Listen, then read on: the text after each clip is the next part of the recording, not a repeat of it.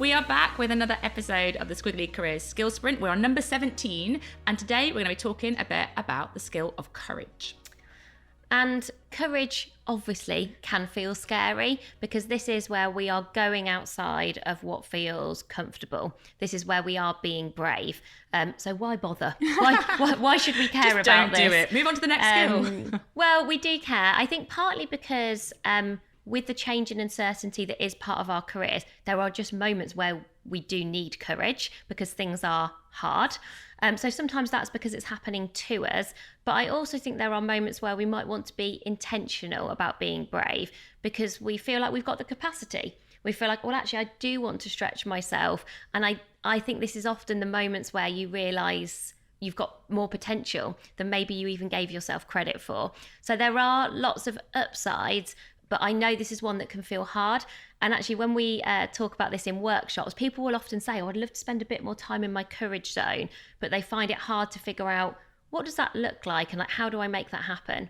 I think as well, when we're talking about courage as a skill, I don't think this is about just being like blindly brave. No. You know, like the screw it, just do it thing. I think, which you would never do. Like, No. I think courage as a skill is considered. It's considered about what situations you're going to put yourself in that feel challenging and why you're doing it. It's not just, I'm just going to give it a go and see what happens. That's something else. I don't know what that is, but that's something else. But I think courage as a skill is a little bit more considered, which hopefully you'll get a sense of when we talk about our ideas for action. Yeah, I guess you get those really unhelpful quotes, don't you? Like, feel the fear and do it anyway. Yeah. And you're like, well, how is that absolutely helping not. me? How is that actually helping me? So my idea for action here is about, it's a weird one. I feel like it sounds really arrogant, but it's what I do, which is to get ahead of yourself. So if I want to be courageous, like if I want to sort of go or grow beyond where I am today, I find it useful to get ahead of myself, which to me means spending time with people who are already doing what I won't want to do or are in positions that I admire, but I'm not there yet. And so I have proactively joined communities, for example, of people who are ahead of where I am. And it doesn't make me feel bad. Like, it just makes me see that I can be better. And like, by being courageous, like I'm literally in these conversations where people will be talking about things they're achieving or where their businesses are growing or decisions they're making. And I'm like, oh, wow, that's so much bigger or so different to how I would do that. And it helps me see the art of the possible. It helps me sort of build a bridge to where I want to be. And that, for me, putting myself with those people in those places, like getting ahead of where I am today, really helps me to kind of create like a context for my courage. I suppose what you're describing is it's bringing to life bravery and courage by spending, because they are telling their story and they're sharing it with you, and you're thinking, oh, they've been really brave by ... So you start to get specific situations and examples which will never be identical to you, but I think it just gives you a bit more of a feel for what it could be. Yes. And it probably maybe like raises your aspirations. And it sounds like that's the experience that you've had. It's like the difference in wouldn't it be amazing if and how does it actually happen. I feel like being in that environment connects the desire to do it with actually like, well, it's been done. I can do that too. Yeah. And I think for me, I was reflecting on moments of bravery within my squiggly career, things that have felt hard and I've been nervous about and scared of, and like what helped me to sort of take the plunge. Because I do think this can be moments where you do feel like you're like diving in the deep end and you're like, am I going to sink or swim?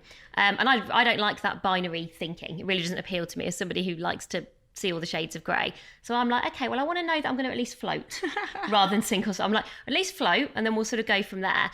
And what has helped me to do that is knowing my values. So understanding what motivates and drives me, what makes me me, and using that as a filter for being brave.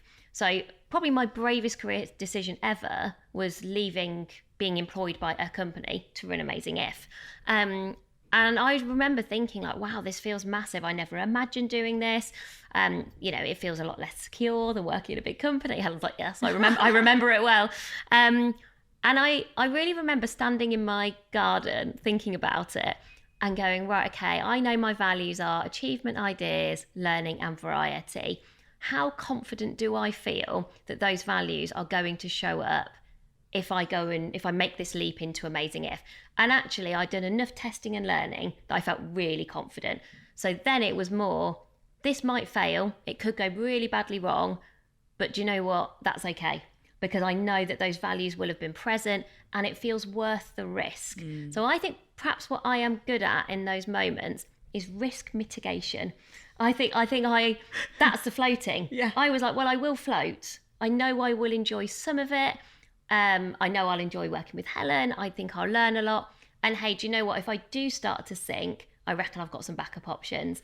So I think it is the most pragmatic way of thinking about courage and bravery, and a lot less inspiring than what you've just described. But it does mean that I've got the old armbands on when I jump in the deep end. I'm always going to throw a rubber ring your way. I'm not sure you really need it, but I'm always there. I'm always there with a rubber ring. And so in this one, we've actually got sort of 2 recommended bits of extra information for you here. So an expert and also a tool for you. So Sarah, do you want to do the expert? Yeah, so Brené Brown, perhaps slightly predictably, but we have got a quote from her from Dare to Lead, which I think particularly on this area is useful, where she says, when we have the courage to walk into our story and own it, we get to write the ending. And though I'm not always a fan of a kind of cliche career quote, I do reflect on that and think that has been really true for me with those kind of brave moments.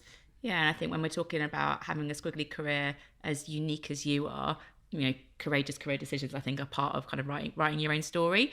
Very practically, we have got a values toolkit. So if you want to use your values to help you float, a bit like Sarah said, we've got a toolkit which will help you work out, well, what are my values? If I'm going to use that, I need to know what my values are. It's a kind of a step-by-step process. It's a logical thing. You can do it on your own. You could do it in a team.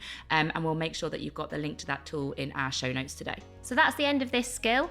And in tomorrow's skill sprint, we're going to be talking about managing your emotions.